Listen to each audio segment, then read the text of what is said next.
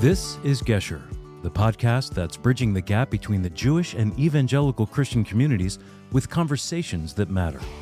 Here's your host, Ty Perry, with the Friends of Israel Gospel Ministry. Hello, everybody. I want to welcome you back to this episode of Gesher. I'm delighted to have these conversations, and I'm especially glad to have be in conversation again with my friend Shlomi Bennett of Jewish Frontline. Jewish Frontline is a grassroots movement centered on unapologetic Jewish visibility and continuity.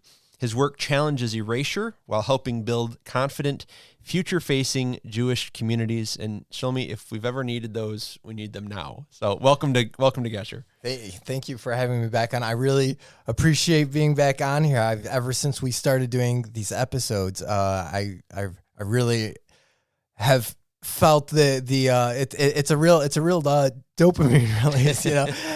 But I enjoyed so much that I decided to start doing my own podcasting a little bit, and been doing a show called Out of Exile.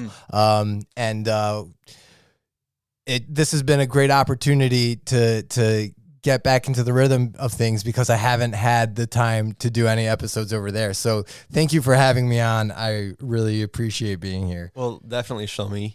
It's been a busy time, and people are missing our conversations because I was telling you before we went on the air that when I speak at churches, I have people come up to me and they say, hey, I love your podcast, and I've been listening to the conversations with Shlomi. I love them. I had a friend at church just last week. He texted me and he said, where's the Shlomi Ty podcast? I want to hear these conversations. So we're in demand, I guess.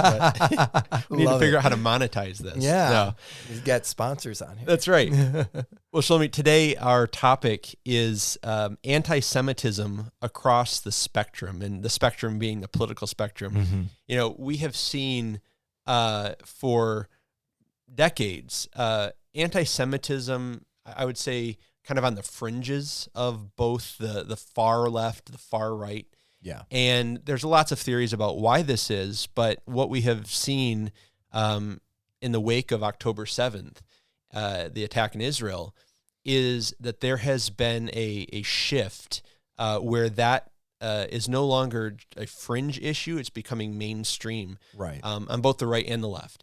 Absolutely. So we want to talk about that, because this isn't, and I this is near to my heart, because, you know, I love your people, and so does Friends of Israel, and it just angers me, frankly, to see some of our fellow Americans who are turning on your people. And they're evidently ignorant of the fact that so much of our country and Western civilization is based on the gifts of the Jewish people to the world. Right. But anyway, that hasn't stopped them. So we want to talk about that today. But I want to back up just a little bit when we're talking politics, because I mean, we've had some great conversations, you and I have, about certain issues, but I don't really know exactly where you would place yourself on the political spectrum. So why don't we talk a little bit about that for each of us? So you go ahead. Where on the political spectrum would you plot yourself, and how did you get there? So how did little Shlomi, little boy Shlomi, get to the adult Shlomi with a political consciousness? All right. So, I mean, throughout my short history, I've been all over the political map. Okay. Growing up in an Orthodox family, Orthodox Jews are historically more right-leaning. Mm-hmm.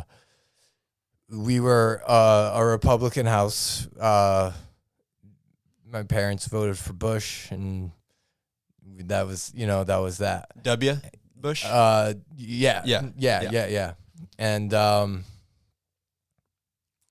And so, so I carried that into my teen years, but then going into my rebellious years, I was calling myself an anarchist. Yeah. And where I was just like, I mean, it ties more into my personal history, where I just started questioning everything as a teen, and so I was questioning religion. I was questioning politics. I was questioning every system that I was introduced to. And I was just relearning it all. So at that point, I was quite literally an anarchist. I said, burn it all. we need a new system, or I don't understand this one, or how I fit in it. And I kind of, as things moved on, I was involved in different advocacy work. And so I started, I considered myself kind of left leaning for a while, What kind of advocacy, generally speaking, would that have been that you were involved in? So actually, I was involved with supporting victims of sexual abuse. Okay. Helping them face their attackers, their abusers, and kind of advocate for them and just support them while they went through the process of holding their abusers accountable. And it was I didn't do it for a long time. I did it for a couple of years, but we helped put away a couple of sick people, and it was and there was actually one classmate of mine from elementary school had moved to Israel and moved out and had reached out to me and had told me that he had gone through some things, and he basically told me everything. And but he had started a process filing police report here in Michigan, and but then he went to Israel, so it kind of stalled out, and the detectives never finished getting everything they needed to follow through. So nothing ever really happened. And unfortunately, shortly after he told me all this stuff, he was in the IDF, and he went off base for a dentist appointment. He went missing, and they found him later in a storm drain. But he had his firearm with him, so I'm not sure exactly what happened. But it was really unfortunate, and he was unfortunately someone who never really saw his justice served, and yeah, so that was kind of. I wish I could remember the timeline better. I can't remember if that was like what pushed me to do it more, or what actually got me to stop, where I was like, okay, I can't, Yeah. keep doing That it. was It's kind like, of in your time of so also being left of center anarchist. Yeah. And what pushed me more. So where I am right now, and I think a lot of people who have been following me lately kind of wonder this themselves. I would have to say, if we had to label it, I would have to say libertarian, because I believe, I believe in traditional values, but I also believe in, self-agency and people should be able to make their choices, do what they want to do. If you're not hurting other people, then you should be free to live your life the way you want to. And and then the choices that you make with that freedom is what defines you as a person. But we should have the ability, I mean, that's literally what God gave us free will for, to be able to make those choices and to choose right.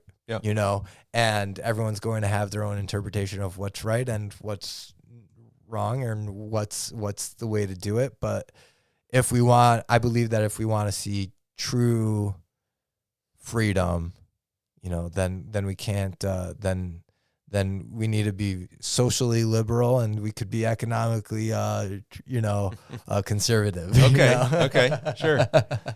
No, I appreciate you sharing. I figured, I knew you were not a lefty. No. But yeah, well, for myself, I didn't go through probably the rebellion that you did. I grew up in a conservative home. I remember my grandfather had Rush Limbaugh on all the time. Yeah. Like I'd listened, I'd heard that. So that probably affected my political development to a degree. what really started me down the path of, and I would say I'm conservative. Yeah. That I think, by the way, I think there's a distinction between conservative and right wing. Yeah. So, and I think that's lost on some even in politics today. But so I would be conservative. And I know that's a shock to you. If you could see right now, audience, I've got a Ronald Reagan poster on my wall. So that kind of tells you where I'm at. But it was actually through just being kind of nerdy and reading a lot of Reagan, reading the history of some of the conservative movement, and then just interacting with some of the, big political issues, particularly social, but also fiscal. Yeah. And kind of coming to that idea of, free markets, and which I want free markets. Now, where you and I would probably disagree would be, as being a libertarian, is I would say I believe in liberty, but ordered liberty. And so I would see there's certain things there where the state has an obligation to intervene in. But that's for another. Okay, fine. I was going to ask for an example. Okay. Well, I would say certainly for me, there are certain issues like, marriage, the definition of marriage, where that is pre-state. That's something that marriage isn't instituted by governments, and yet it is something that has to be recognized by governments. Yeah. And so that would require, I would say, morality to be brought to bear on that. And so that would require judgments, not, a judgment on what is morally right, what is morally wrong. I could do the same with abortion. And I know you can't paint libertarians with one brush. Right. So we could talk about that. Yeah. But that's kind of where I am coming from. So I'm really glad, you've been on both sides of the aisle. Yeah. So you see, you could probably understand the impulses of the left maybe more than I could. Right. But let's talk about what we're seeing. So we're both right of center, and yet we could. I'm sorry. Yeah. No, I do want to say though, like especially after having kids, I have definitely fallen further right on that spectrum. Where it's like people who don't have children, I can't really like take their opinions within politics and policy and stuff like that too seriously, because they're being way too short-sighted for for the way I think about things. You know? So when you have children, you immediately have an investment in the future, right, and an interest in how it's governed. Yeah. Well, let's talk about what we're seeing. So, it's no secret that anti-Semitism and anti-Zionism has long been evident on the left. Yeah. And we saw this especially in the days immediately following the October 7th attack. So let's talk a little bit about that before we move to a little closer to home for us on the right of center. Yeah. So on the left, what are we seeing right now as in terms of manifestations of anti-Semitism, anti-Zionism? Do you put the two together? Talk to us a little bit about that. So, yeah. Anti-Semitism is anti-Zionism, but they don't have to be explained. Like anti-Zionism is just as repulsive as anti-Semitism in it of itself. So we don't have to explain. We shouldn't have to explain the fact that yes, being anti-Zionist is innately making you an anti-Semite, because what other group of people do you say it's not all right for them to be, to pursue their self-determination? Right. I don't hate Jews. I just hate it that they would have their own state. Right. That's hard to defend. Right. So that's like, okay, so you're racist. Like, I mean, okay, let's not call it anti-Zionism. You're a racist. All right. I mean, but it is, of course, anti-Semitic because you are essentially you're essentially targeting, singling out the Jews. It's because they're Jewish. Why does it bother you that Zionism exists politically because it's the Jewish party. You know, it's the Jewish political party. Like it would, the same movements being led by not that I could think of any off the top of my head, but say a Pacific Island movement of something similar, or an indigenous, or the land back movement in North America, does not get the same reception as Zionism. Why? Why do you think that is? Because they're not Jews. Yeah, exactly. And so, but you used a word there that is, or a term that's particularly trafficked on the left, and that's the indigeneity concept.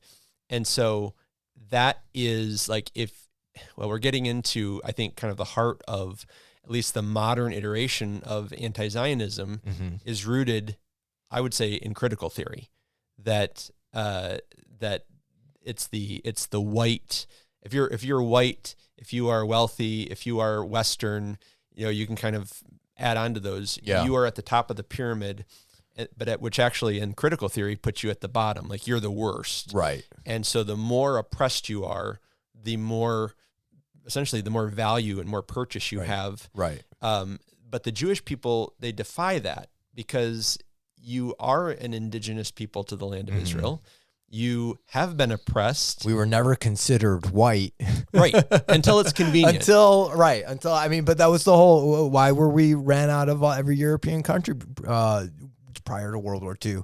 Or, we weren't European. We weren't Polish enough. We weren't Ukrainian. We were the Jews of that area, but we were never a part of that area. We were always othered within Europe. Yeah. So the whole idea that we're European colonizers is completely ridiculous. When they tell us go back to Poland, that's like where they told us that we need to get out because we're not Polish. Like, well, exactly. Because when you read histories of the Holocaust, I just read one recently by Laurent Ries, and he makes this point that in Germany and in Poland at that time during the war, they were saying, go back to Palestine. Yeah. Go back to the land. Right. And so you do. Right. And now go back to Poland. It's like, you can't make these people can't win. happy. You can't win. No. And that's part of, it's wild to see it because it's literally an unexplainable obsession. And like people don't even realize that they're like infected with this obsession. Like I had this one woman. Well, we'll save this for later in the conversation. Okay. I'm eager to hear that. Yeah. So one of the things that muddies the waters for a lot of people is that there are people on the left propagating anti-Zionism who do so as Jews. Yeah. And for Mr. Smith living here in the Midwest, and he watches the news and he sees these, Jews for Palestine and things like that. Yeah. Suddenly the argument that anti-Zionism is anti-Semitism is questioned in his mind because, well, how could it be anti-Semitism when there's Jewish people advocating for anti-Zionism?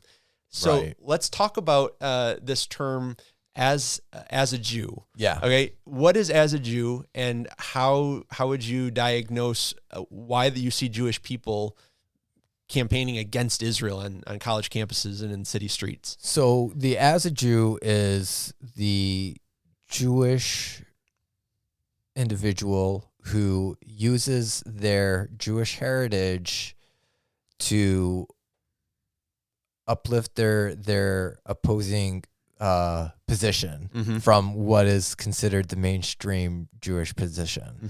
So, for example, let's say talking about human aid and during the primary fighting in Gaza, right? They would get up. As a Jew would literally get up and say, "Well, as a Jew, I believe that they should be putting more humanitarian aid into Gaza. Like, I'm setting myself apart from the rest of the Jews by saying, no, look at me, I am a Jew, and as a Jew, I am agreeing with your values or what your narrative is saying. And so they're basically weaponizing their Jewish identity to basically hop on the bandwagon, you know.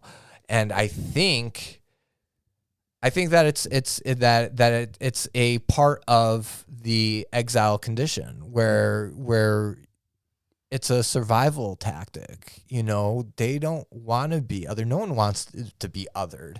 And so, and we've seen this time and time again throughout Jewish history where a group of Jews will go, no, we're like you. We agree with you. We want your values, or we don't believe in the land of Israel. We believe, or we see ourselves as purely whatever nation we're in or whatever movement we're in. Yeah. And every single time, as soon as that movement or that government or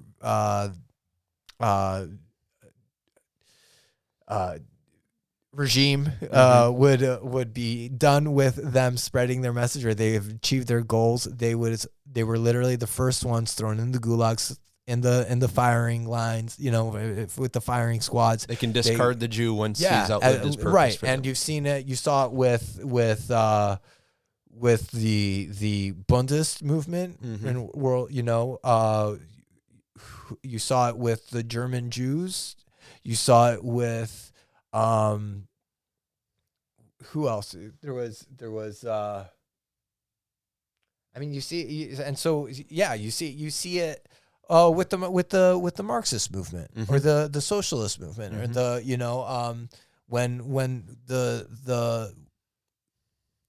when the socialist movement took over Russia, right? They were powered by Jews who were trying to get out from under the oppression of the czars. Right. And so, which was real oppression, right? It was real oppression, and 100%. I mean, the pogroms and all of this stuff was horrible. Tons of thousands of Jews would be killed, and brutally murdered in their homes, and and you see it. It's so similar to today. So these Jews said, no, we're going to apply for universal values that will make life better for everyone. And thus, we will be included in these values, and our life will be better as well. On paper, that works. Right. So until you factor in human nature. Exactly. And then when they look around and they go, well, we still got Jews here. Like, we got rid of the czars, but you're still Jewish. Yeah. So those Jews who headed the socialist movement in the USSR, they were literally the first ones executed right after Stalin or Lenin or whoever. I can't even remember off the top of my head who was first. They got their way. They were thrown into gulags. They were executed, and that was the end of that. Well, let's talk about back to the fundamental question of the as a Jew mentality, because do you think you're kind of, and correct me if I'm misrepresenting you, but you're saying it is a form of buying into the prevailing narrative because the idea is, or at least the thought is, it'll bring protection for them. But wouldn't you say these people, a lot of them, they're not doing it maybe out of a motivation for protection consciously? They're true believers. They really believe in the anti-Zionist leftist message. But so they really believe in the universalist message, and they believe that everyone has the same values that they have. So if I want peace and equality for all, then obviously everyone else around me also does, right? which is how we all think. I mean, to a degree, we all think everybody would want what I want. But that's just not the reality. I mean, we're talking about an entire civilization of people that do not think the way we think. Mm-hmm. They do not want to have your way of life, and they don't want to live next to your way of life. And it, it's just, I mean, especially after October 7th, I mean, 1,200 people were killed in a population of 9 million. That was proportionally comparable to having had close to 40,000 people die on 9/11. Mm-hmm. That's a huge amount of the population, and a majority of those people were the left, the progressive left-leaning two-state, demanding Israelis who literally the entire families were butchered. These families would spend weekends along the Gaza border, flying kites with Palestinians, trying to interact, trying to build bridges. I mean, part of, Israel has the most nonprofits per capita in all of the world. I believe that. And so, and I mean, so many Israelis are constantly working to create coexistence with the Palestinian population. And, you kind of see where you would start to believe if we just, if everyone would just get along, we could make this work. We could make this work. But the fact is that the majority of them did not want peace. They don't want to exist with Israel. It's from the river to the sea, pre-48. They don't want Israel at all, and they don't want any Jews around either. And they admit it time and time again. And I can't believe that after October 7th, when all of these people who have had their olive branches out for so long were massacred in their own homes, and then there's still a narrative within the Jewish communities in Israel and in the diaspora where we talk as if we just work towards coexistence, then they would stop trying to kill us. Mm-hmm. That's insane. But because you're operating on two completely different worldviews. Yeah. So we've zoomed, and I think an example like in America pre 10/7 would be the Women's March in Washington, where you had a lot of Jewish women involved, and then it essentially breaks apart. My understanding is essentially breaks apart when it's revealed that we want to empower women unless you're a Zionist woman, because then you're beyond the pale, and so the left did a segregation essentially, and they pushed out Jewish Zionist women. Right. So you see that even pre 10/7. But let's zoom out. So we've been really focused, really zoomed into the current time. Yeah.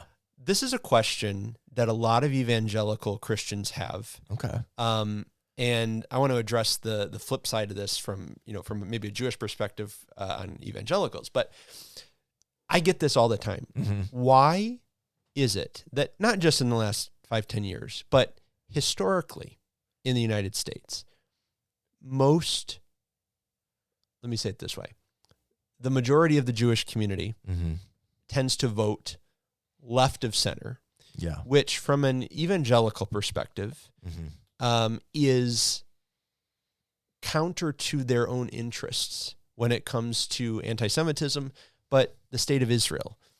Can you shed some light on that? Why does the Jewish community tend to vote that way? And maybe you can shed a little light on where the fact that the Jewish people are not a block. There is variety within that. So I would say, well, first things first, the biggest Jewish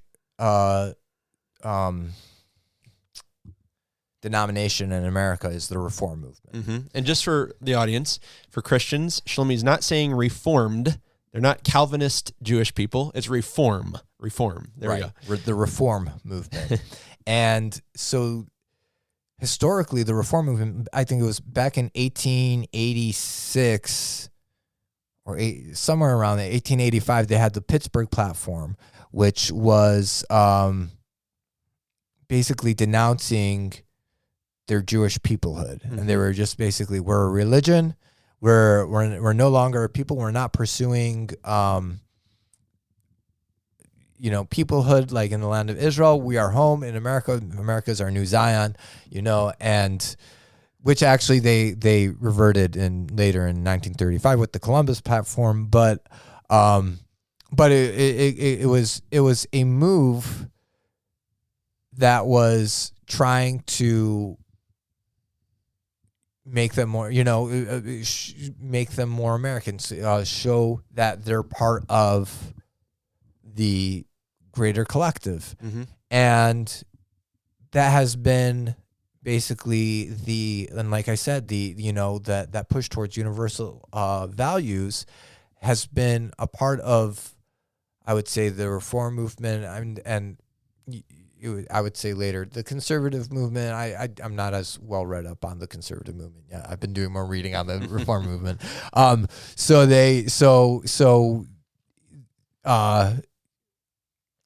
You would see it just throughout all their different positions, all the different shifts that the reform movement had taken on.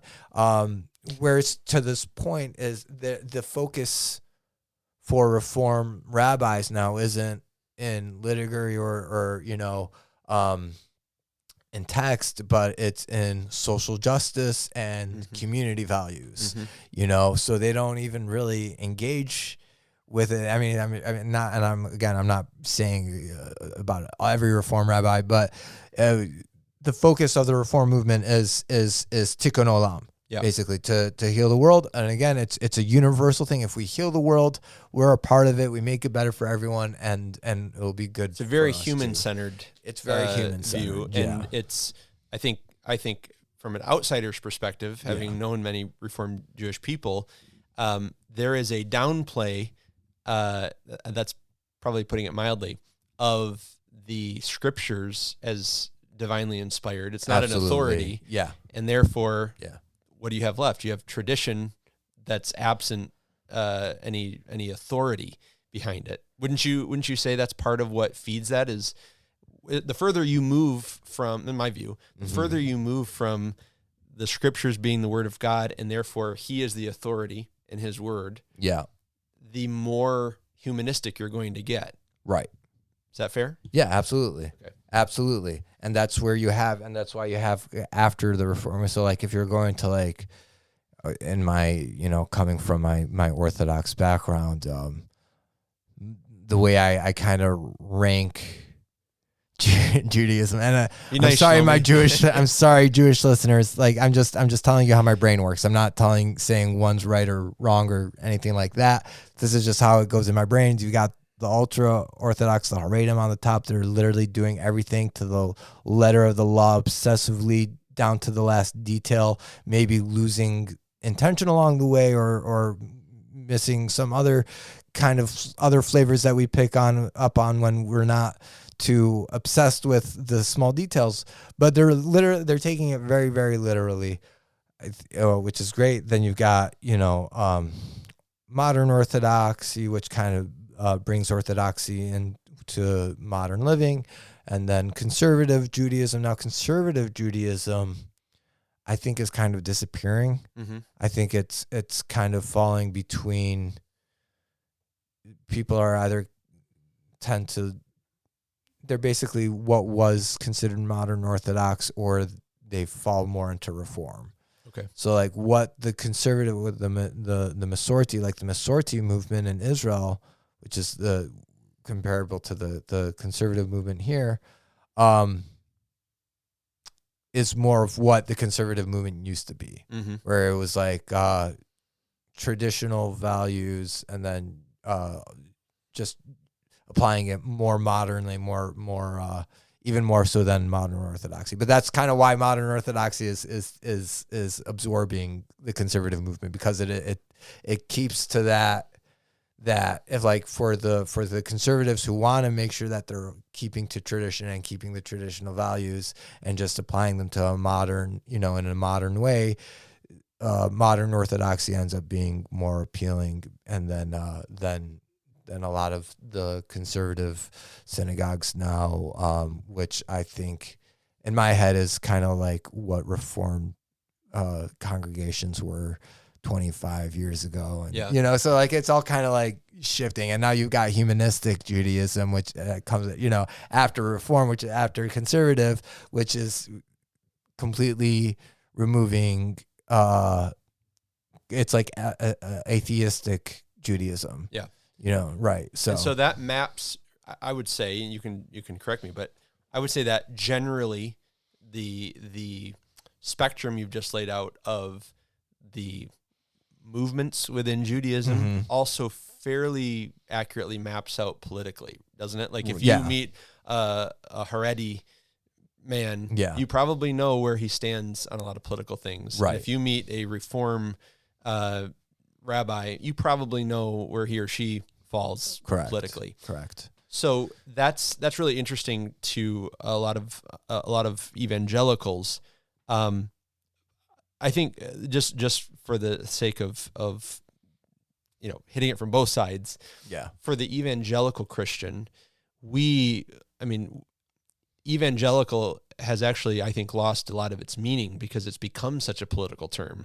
It's more a demographic that political strategists coach their candidates to target with certain messaging than it means something theological, which I find regrettable. But with evangelicals, we do vote very dependably conservative.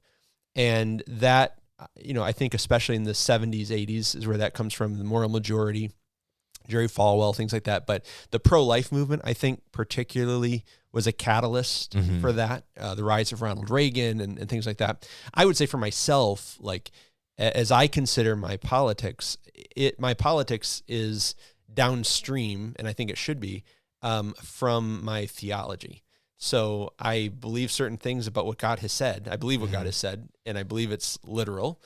And therefore, there are certain things I'm going to believe politically because they're downstream from that. Right. And I think that's for a lot of evangelicals. Yeah. That's and I think it makes sense. And I think it's totally fair for your religious beliefs to reflect your political beliefs. But I would say this is where I end up calling myself libertarian, because I don't believe that my political beliefs that stem from my religious beliefs should affect your beliefs or your political beliefs. You should still be able to move freely. So you know what I mean? So yes, do I believe in an abortion?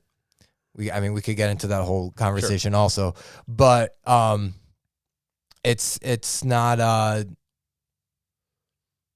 no, guys. Oh wait, now I have to say it. So now, guys, okay, no, I am not. I'm not pro late term abortion, and obviously like rape and incest and stuff like that. Should be exceptions to the rule, but otherwise, a life is a life, and so now that since I brought it up, I had to, and we're talking politics. I had to clarify my stance on that. No, it's good. I want to. We just have a few minutes left. I want to swing then to the right, because I know you're concerned. We're both concerned about anti-Semitism on both sides. Yeah. Personally, I take it as more of an affront on the right, because these are people who at least profess to be conservative, and I find that I don't think being anti-Semitic and conservative can go together, or they should.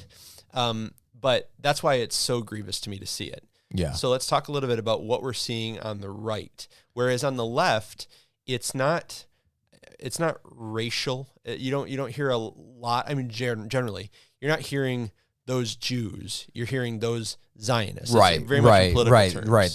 They're trying to paint it in strictly political terms, keeping things in the identity politics, oppressor versus oppressed, and all of that. Amazingly, we are the white oppressors on the colonizers, the colonial settlers on the left. Yep. But on the right, we are the the race subverters. We are the, you know, we're the threat to Christian nationalism. We're the threat to capitalism. We're the socialists. You know, what I've been hearing a lot is how we own a lot of these adult sites, and it's just like these crazy rumors. They're like, that Jew owns this site and that Jew owns that site, and it's like complete like garbage. But like people are just like, yeah, I saw it on BuzzFeed, and so it must be true. Or like Tucker Carlson says Tucker it, Carlson, so it right? must be true. Yeah, Tucker Carlson repeated it, and then and then Tucker Carlson the next day says, "I never said that," you know. But like, but it's out there now, and people just repeat it. No one cares to check. No one uses their brain. We have all of knowledge at our fingertips. With AI, we've made knowledge even more accessible because it can organize and present the knowledge to us now. So it's, you know, but yet the more access we get to this knowledge, it seems the dumber people become. It is a weird thing. Yeah. So let's talk a little bit about what we're seeing on the right, because here's my contention that being conservative, and this would also, I think, certainly bleed into libertarianism. Being conservative or libertarian, it prioritizes the individual. Especially in I would say Judeo-Christian terms, being made in the image of God, and therefore flowing out of that having certain rights. We see that in the Declaration that was in the founders' mind as they're writing. And with that comes individual responsibility. Right. And so a conservative, and I'll just talk conservatives. So a conservative would not say the whole system is rigged, burn it down, or it's a systemic, it's what's interesting is on both sides you hear about systemic systems. That's redundant, but right. Systemic issues. Yeah. And they're insurmountable. And on the one hand, on the left, it's Israel. On the right, it's the Jews. Whereas being conservative says you don't blame anybody else for your problems. You take responsibility. Right. And so this isn't original to me, but what a lot of people who study this have been talking about is this is the horseshoe effect, where the far left and the far right, they agree on nothing until it comes to the Jewish people. Right. And that's where they meet in the middle. Right. And so we're seeing that just like boots on the ground. Yeah. You are documenting through Jewish Frontline, you're documenting and pushing back against anti-Semitism, all stripes. But what are you seeing on the right? What does that look like practically? So on the right, I mean, that it comes back to like a lot of the old anti-Semitic tropes, like just, of Jewish, Jewish power and dual loyalty and, all the narratives of Bibi controlling Trump and all the Jews in Senate are loyalists to Israel, and of course Jews killed Jesus and were the synagogue of Satan, and so I mean old anti-Semitic blood libels are recirculating. Just about all the old timey tropes are making a comeback from the right. Yeah. And Hitler's become super popular again. On the internet, you'll often see him being referenced as the Austrian painter, or the painter, and they'll say, oh, the painter was right, this, that, whatever. So I mean, in classrooms, you see, or in neighborhoods, usually with graffitis, you'll see swastikas and just like, the classic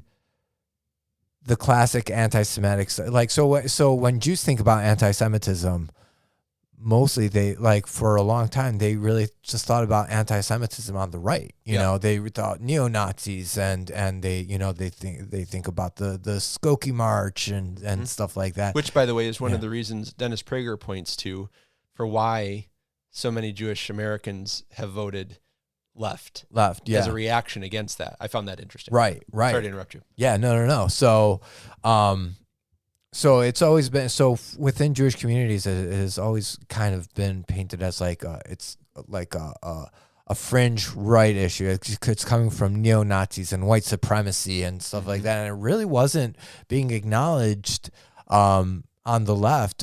David Bernstein wrote. Oh, there you go. Woke anti-Semitism. Yeah.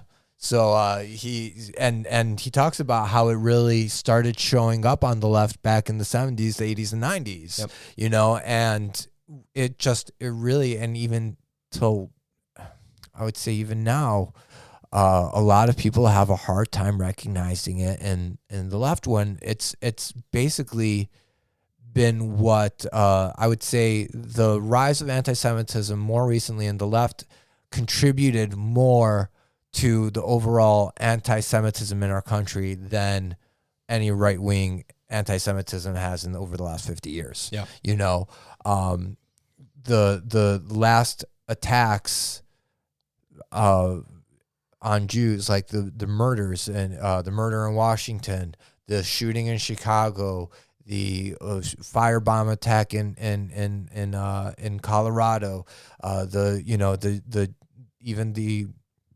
the Colorado attack was also more Islamist motivated, but and the Temple Beth Israel attack last month here. Also, you know, this is all everyone's screaming free Palestine when Gonzalez, who's a leftist, is screaming free Palestine along with Mohammed Takbir Allah whatever from Dearborn, and they're both screaming, you know, the same thing. Then it's not, you know,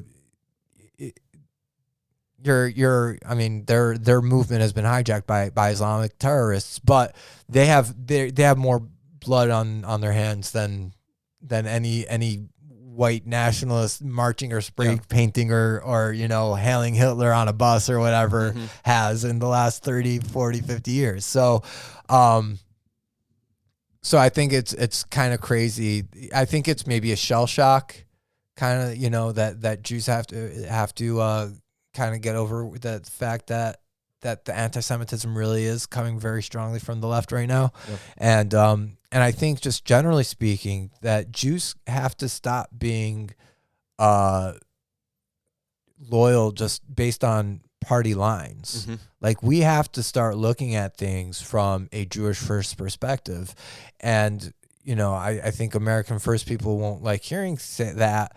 But the fact of the matter is that American Jews, when we build for the betterment of our community here in America, it makes America better. It does. And so when we are Jewish first, that is essentially American first. Go to any major American city and go into a hospital, and there's a good chance that the whole hospital or a good chunk of the wing or something is going to be a Jewish name. Right. Art galleries, museums, university buildings. You know, when the Jewish people thrive in a society, it benefits the society, and when they don't, it really spells, I think, civilizational collapse. And you saw that, I mean, before the civil rights movement, all these Jewish hospitals, these Jewish schools, universities, then became the most sought after places, you know, to be a part of.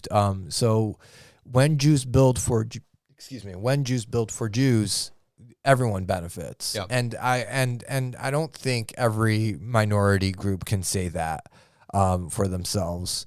So are we superior in a certain way? Sure. We're really good at building community infrastructure that helps everyone, you know. Well, Shlomi, you and I have talked about this before, but I think one of the things people have a problem with is that the Jewish people are the epitome of the American dream. And what I mean by that is your people have been oppressed more than any people in human history. The Jewish people who came from Europe to America in the last century, the vast majority were impoverished. Yeah. And yet they worked hard. Mm-hmm. They built communities. They did what America stands for. And surprise, surprise, they succeeded. Right. And now, as people enjoying the fruits of that and benefiting the society because of those fruits, now they're viewed as the problem. And you see that individually. Right. I think the right people on the right look at that and they get angry about that. I think on the left, you see that at a state level. So where pre-1967, the Six-Day War, Israel, and you correct me if you disagree here, but my take on this is pre-1967 in the Six-Day War, Israel was still the David to the Arab Goliath. Mm-hmm. But when Israel wins that war against all odds, it's like, okay, this is now the second time or actually the third. You've got the Sinai campaign, you've got the Independence War, now you've got the Six-Day War, and now in a lot of on the left, the shift happens where now the state of Israel, in their view, has become the Goliath to the Arab David. And so when you're not a victim, whether it's at an individual level or a state level, the far right and the far left end up hating you. Right. That's my thesis. Anyway. Yeah, no, I think I agree to an extent. I think it's impossible to ever call Israel the Goliath in the situation. Besides for their military superiority, it's Goliath compared to the Palestinian. David. Well, I don't believe that. You know, I'm saying in their view, you've become powerful. Right. But in the grand scheme of Arab nationalism, pan-Arab nationalism, I mean, even still, like, you know, we're still a speck of the on the Middle Eastern map, and for anyone to pretend that Israel isn't anything but a living miracle every single day that it exists, I mean, they're kidding themselves. Yep. You know, I think Israel can become independent, you know, of American support. I know America doesn't want that because Israel's worth the tens of billions more than what they benefit so much. Right. So I was looking it up. So just to rebuild. So I remember how Mark Rubio was saying, "Oh, we give them $3.8 billion, but we got 10 point something back in intelligence every year." He wasn't kidding when if you try to play around with ChatGPT, ask it to, you know, what logistics, what does it look like for America to rebuild that intelligence infrastructure in the Middle East comparable to what they are getting from Israel, that alone is worth up to $50 billion every single year. So, I mean, I think that should, you know, right away shut down any arguments about it. But also the parts of the contract for that aid is that Israel respends it with U.S. military contractors. So a significant part of that is going back into U.S. economy. We're not just handing them a blank check, right, and saying, "Here you go, have a nice life." They're reinvesting that, right, in us. And so America's getting this on huge savings. Plus, the money is going back into U.S. economy. I mean, can Israel walk away from America and be okay? I think with enough technological development, they can. You know, if they hone in on their laser beam systems and they don't need missiles to reload the Iron Dome, then, you know, they can really become independent of America, and it would be a really sad thing for America to happen. But I think I lost what point I was trying to make with this. Oh, it's because mutually they're beneficial. right. Oh, yeah, and so the left view of the leftist Israeli view of we're now the Goliath. I think it does exist. I think it's absurd because that's a very small way of thinking. There is still pan-Arab nationalism. There's still the millions of Muslims, billions of Muslims worldwide who still believe in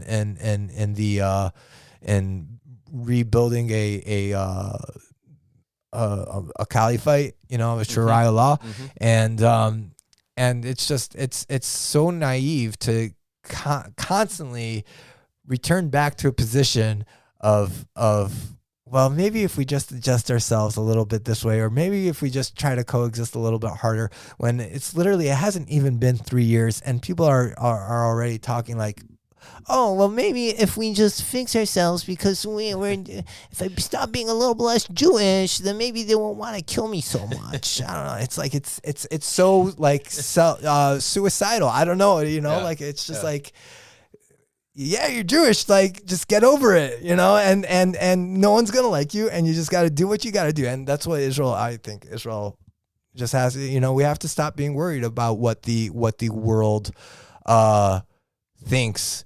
What the world response is going to be. Israel's got to do Israel, period. At the end of the day, they've got to be the most self-centered little brats in that regard, because like no one else gives a crap about their well-being. Like everyone will say whatever they want to undermine their well-being, and it's just, people have to stop. Like, we need some good leaders over there that don't worry about and just do what they got to do. Well, I want to wrap up with this, Shlomi. All right, yeah. No, this is good. But you look civilizationally at those, or I should say historically at civilizations, and how they've treated the Jewish people.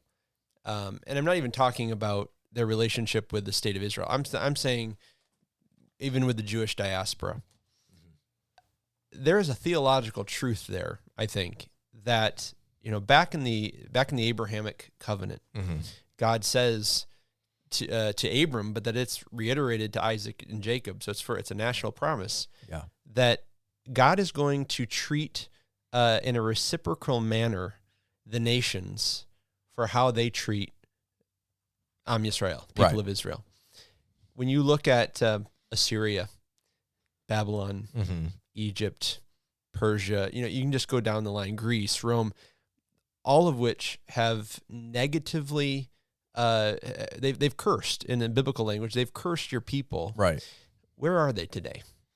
They're not. They're not here. We go and we look at the artifacts in museums, and so there is. I think if we started off very zoomed in, and now we've zoomed out a little bit. Now, if we zoom out about as far as you can, and you look at this from a biblical perspective, for my view anyway, is that it's an economic liability for the United States to tolerate anti-Semitism and hatred of the Jewish state.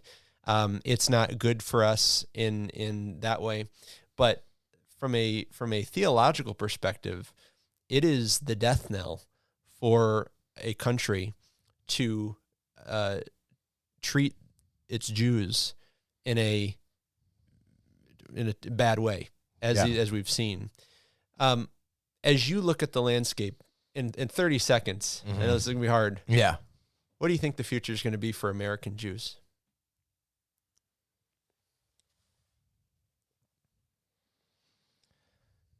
Israel. Israel. And I wrote about this recently in on my Time of Israel blog. The Jewish story is in Israel, and if the Jewish diaspora is not actively being a part of that Jewish story, meaning trying to every day, waking up and working to strengthen Jewish life in the diaspora, if you're just living passively, you're going to disappear.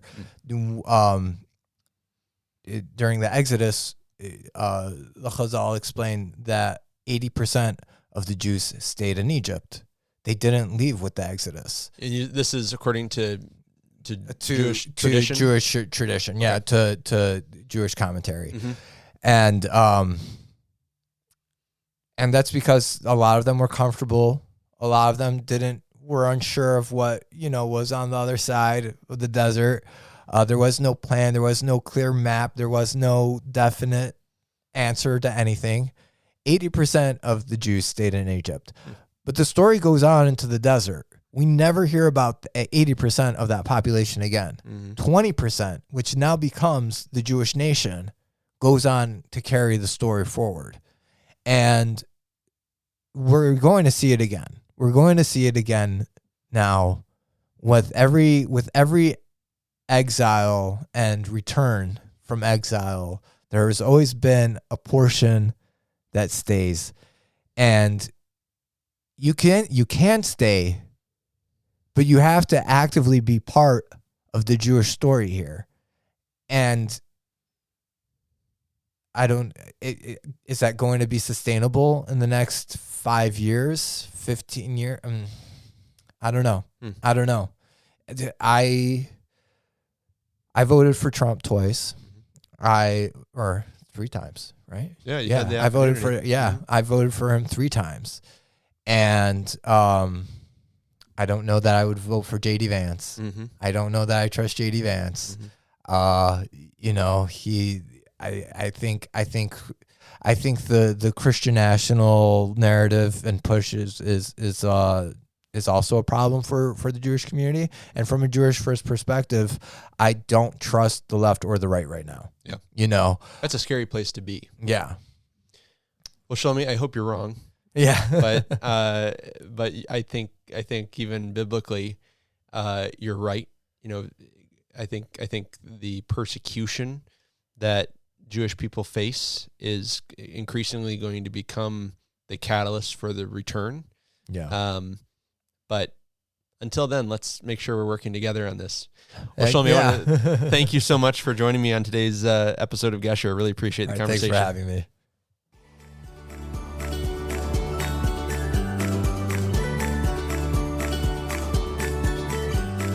You've been listening to Gesher, a ministry outreach production of FOI Equip, your free resource for learning and engaging with the scriptures from a Jewish perspective. To learn more, visit foiequip.org. And for more information about Ty, visit foi.org/Perry. Until next time, may the Lord bless you and keep you. Shalom.